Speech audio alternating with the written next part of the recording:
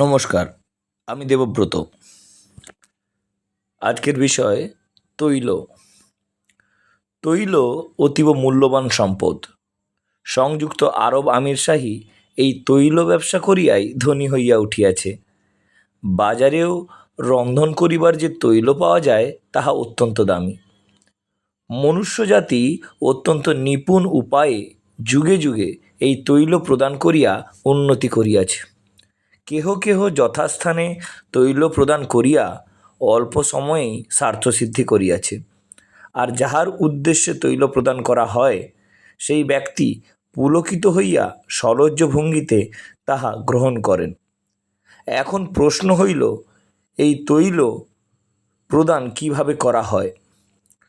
উত্তরটা যদিও আমার বিশদ জানা নাই, তবুও যাহা উপলব্ধি করিয়াছি তাহার সারমর্ম হইল এই যে, আপনি দেখিলেন অমুক ব্যক্তিটি চাহিলে আপনার পদোন্নতি ঘটিতে পারে, তাই আপনি উল্লেখিত ব্যক্তিকে নান্দনিক আনন্দ দেওয়ার উদ্দেশ্যে তাহারই সম্মুখে তাহার গুণগান করিলেন। বিশেষ দ্রষ্টব্য, পশ্চাতে গালিগালাজও করিতে পারেন, তাহা বাধ্যতামূলক নয়। জনৈক ওই ব্যক্তি খুশি হইয়া আহ্লাদে গদগদ হইয়া লাল হইয়া গেলেন। দ্বিতীয় উপায় হইল, কোনো ব্যক্তি গান শুনিতে ভালোবাসেন কিংবা প্রবন্ধ পড়িতে ভালোবাসেন, অথবা কবিতা লিখিতে পছন্দ করেন।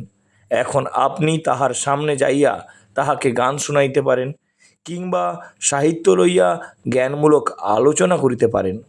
যাইবার পূর্বে কি বিষয়ে আলোচনা করিবেন তা অভ্যাস করিয়া লইবেন।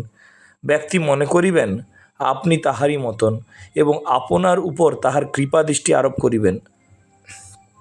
কিংবা আপনি দেখিলেন জনৈক কোনো উচ্চপদস্থ কর্তা আপনার হোয়াটসঅ্যাপ স্ট্যাটাস প্রতিনিয়ত পর্যবেক্ষণ করেন এবং আপনি অনেক কর্ম করেন, এই বিষয়টি তাহাকে জানাইবার উদ্দেশ্যে উক্ত স্থানে অর্থাৎ হোয়াটসঅ্যাপের স্ট্যাটাসে একটি সাহিত্যের লাইন ডাউনলোড করা ছাড়িতে পারেন।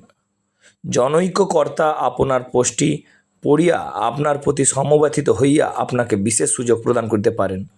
সবশেষে শ্রোতাদের উদ্দেশ্যে বিনম্র অনুরোধ, আপনারা নিজেদের সহিত মিল খুঁজিয়া অযথা আপনার মানসিক শান্তি বিঘ্নিত করিবেন না।